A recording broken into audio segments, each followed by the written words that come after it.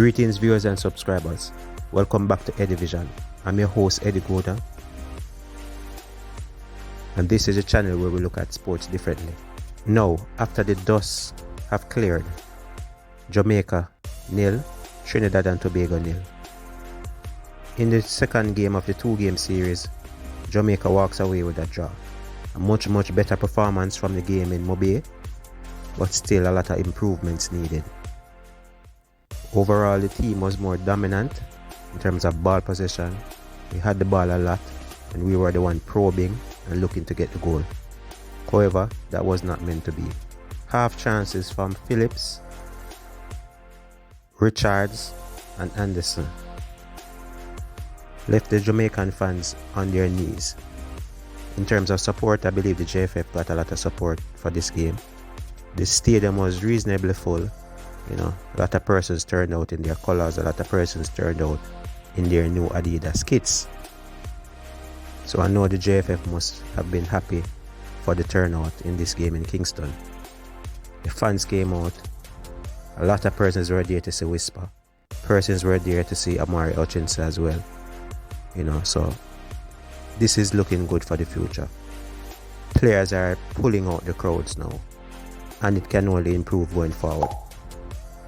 The Trinidad team coached by Angus Eve came, defended, and they got their result.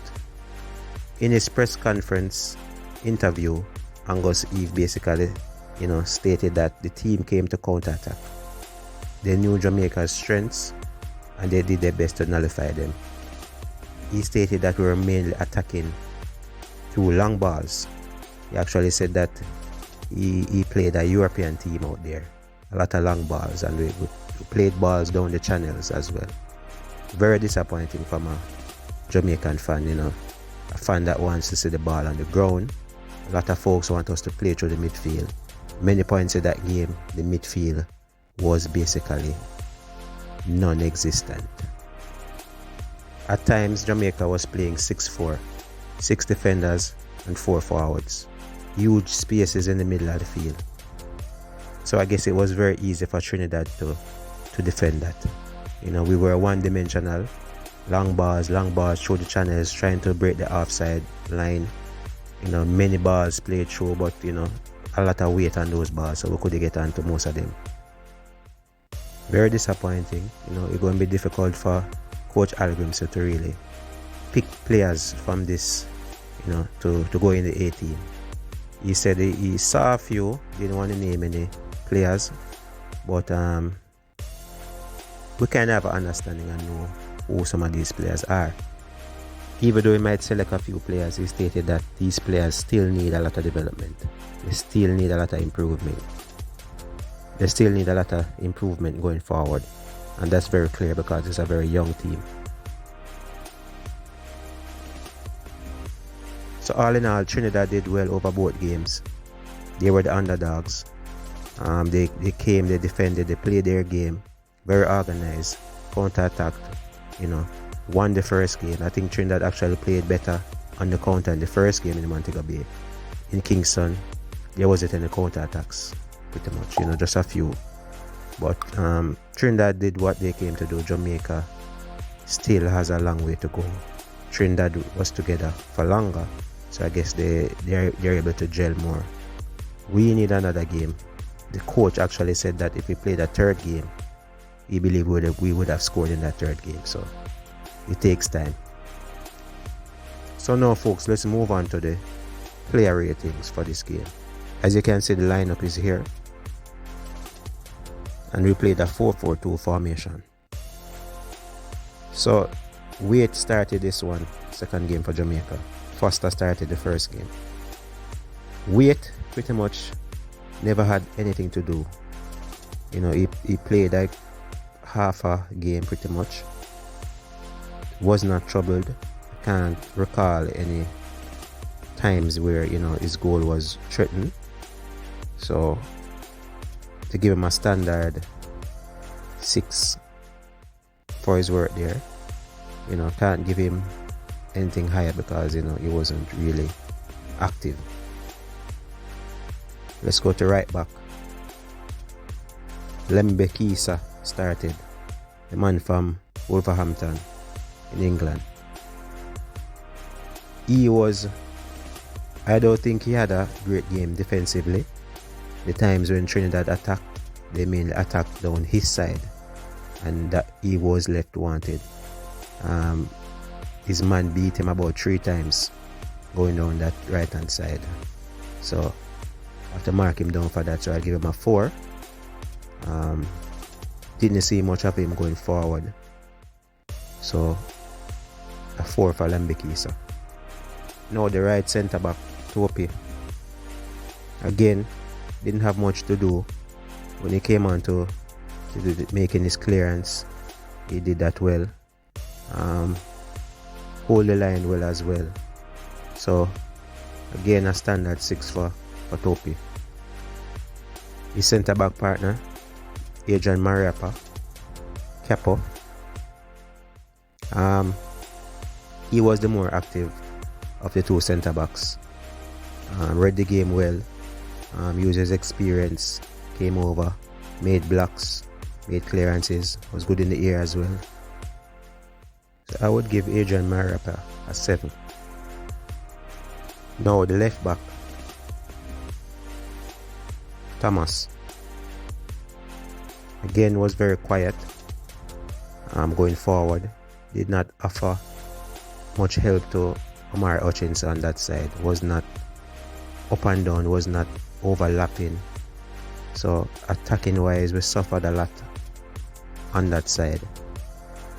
He defended well when it came onto it, so a 6.5 for Thomas.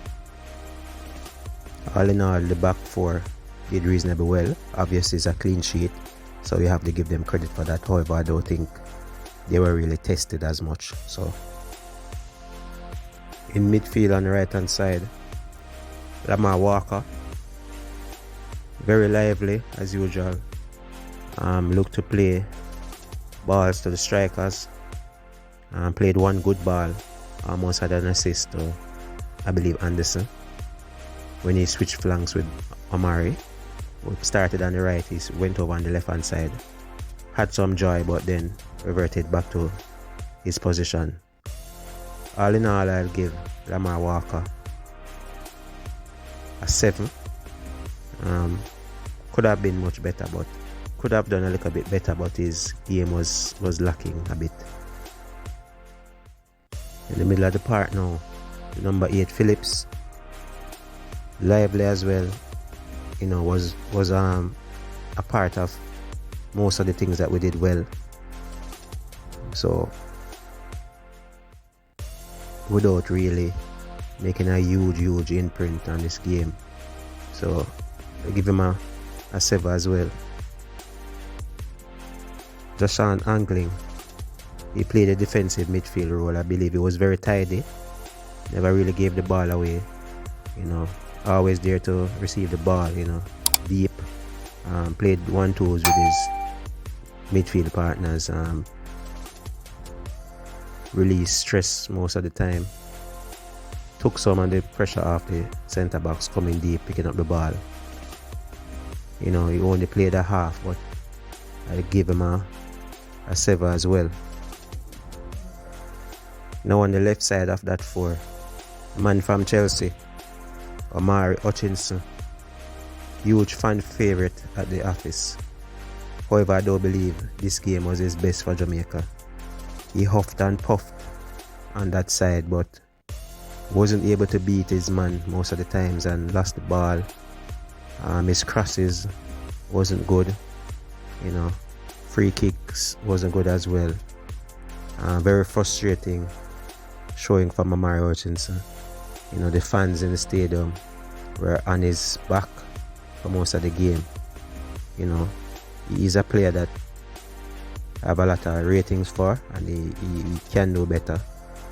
But Amari, that wasn't your best performance, and I give you a 6. Now the moment you've been waiting on. Dujan Whisper Richards, number 12, playing his second game for Jamaica and starting his first game for Jamaica. Whisper did extremely well. I believe he was leading the line. He was looking dangerous. He looked like they wanted to score. Most of the players were afraid to take shots, were afraid to go at their man, afraid to beat their man and take shots and, be lively up top. Lushan Whisper was not afraid of the moment, and he played well. And I think if we would have scored, it would have come from Whisper's foot. A few half chances, header in the second half, good passing, good hold up play, got the crowd involved. At the time the crowd was, silent, and when it touches Whisper, the stadium came alive.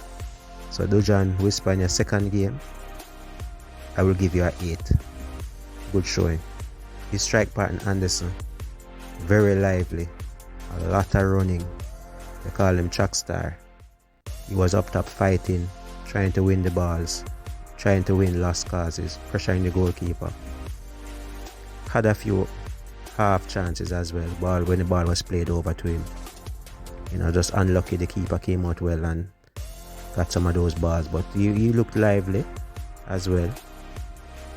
Did not play as well as Whisper, but I'll give Anderson a 7.